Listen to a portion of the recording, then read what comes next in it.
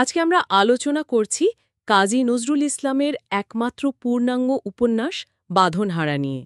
আমাদের হাতে একটা বিস্তারিত পর্যালোচনা আছে, আসুন সেটার গভীরে যাই। হ্যাঁ, বাঁধনহারা। এর মূল সুরটা ধরার চেষ্টা করব, মানে মুক্তি, বিদ্রোহ, প্রেম, দর্শন, এই সব কিছুর যে একটা জটিল বুনন সেটা বোঝার চেষ্টা করব। আর অবশ্যই ১৯২০ দশকের প্রেক্ষাপটে এর গুরুত্বটাও দেখব। ঠিক। আর এটা তো ঠিক উপন্যাসও বলা যায় না পুরোপুরি, মানে আঙ্গিকের দিক থেকে এটা আসলে বেশ অভিনব চিঠিপত্রের ধরনের লেখা। হ্যাঁ, পত্রোপন্যাস। একদম। আর এর মধ্যে দিয়ে নজরুলের নিজের দর্শন, তখনকার যে সামাজিক রাজনৈতিক অস্থিরতা, সেসবের একটা ছবি পাওয়া যায়। তার যে বিদ্রোহী সত্তা, সেটার পাশাপাশি আত্ম অনুসন্ধানের দিকটাও। ঠিক তাই। নামের মধ্যেই তো একটা বড় ইঙ্গিত আছে, বাঁধনহারা, মানে বন্ধন থেকে মুক্তি। এটাই কি উপন্যাসের একদম কেন্দ্রে? অবশ্যই। তবে মুক্তিটা এখানে শুধু বাইরের নয় কিন্তু। ভেতরেরও। হ্যাঁ, মানে বহুমাত্রিক। ঔপনিবেশিক শাসনের বিরুদ্ধে প্রতিবাদ তো আছেই, কিন্তু তার চেয়েও মনে হয় জোরালোভাবে এসেছে ভেতরের মুক্তির আকাঙ্ক্ষা। যেমন? যেমন ধরুন, সামাজিক প্রথা, ধর্মীয় গোড়ামি, এমনকি সম্পর্কের টানাপোড়েন, এ সব কিছু থেকে মুক্তি। এটা একই সাথে ব্যক্তিগত আর সামাজিক মুক্তির কথা বলে।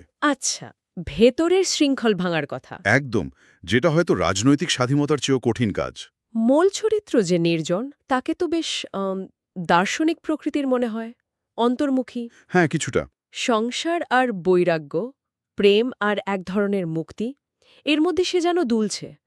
অনেকেই বলেন এই চরিত্রে নজরুলের নিজের ছায়া আছে। সেটা বলাই যায়।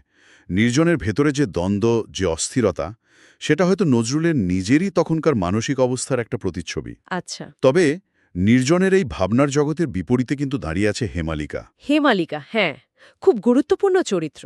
সে শুধু প্রেমিকা নয়, সে যেন নির্জনের চিন্তাভাবনাকে চ্যালেঞ্জও করে।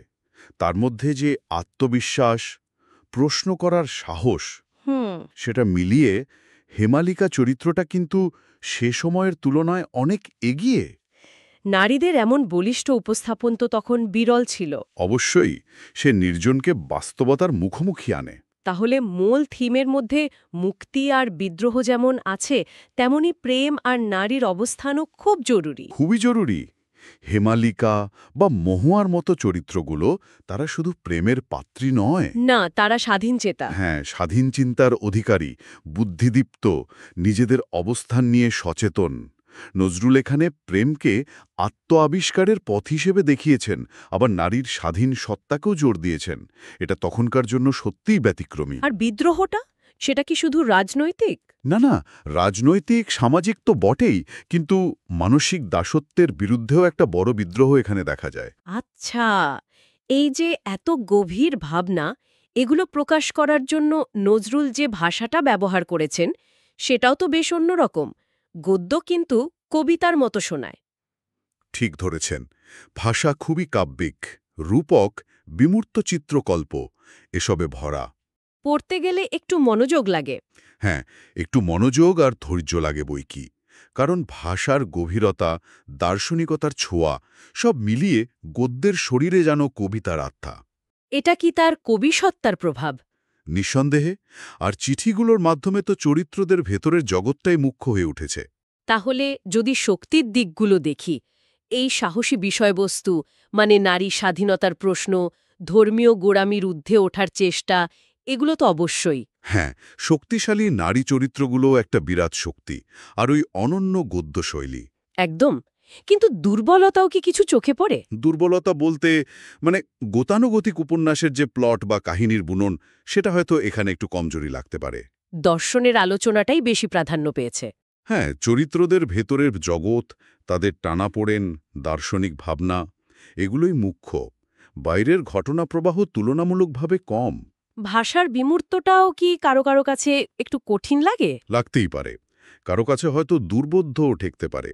তবে মনে হয় নজরুলের উদ্দেশ্য ঠিক প্রচলিত অর্থে একটা জমাট গল্প বলা ছিল না, বরং কিছু ভাবনাকে সামনে আনাই ছিল লক্ষ্য। সম্ভবত সেটাই। তাহলে ঐতিহাসিক বা সাহিত্যিক দিক থেকে এর গুরুত্বটা কোথায়?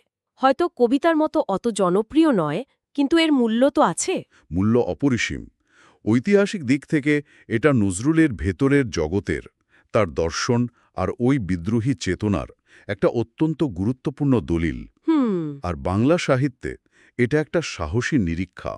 ব্যক্তিমানুষের ভেতরের সংকট, মুক্তির আকুতি, এগুলোকে খুব গভীরভাবে তুলে ধরেছে। একজন কবির আত্ম আবিষ্কারের কাহিনীও বলা যায়। হ্যাঁ, যেখানে প্রেম, বিপ্লব, আধ্যাত্মিক খোঁজ সব মিলেমিশে গেছে। তাহলে সব মিলিয়ে এটাই দাঁড়ায় যে বাঁধনহারা ঠিক একটা প্রচলিত ছকের উপন্যাস নয়। একদমই নয়। শুধু পড়ার জন্য না, পড়ার পর ভাবার জন্য।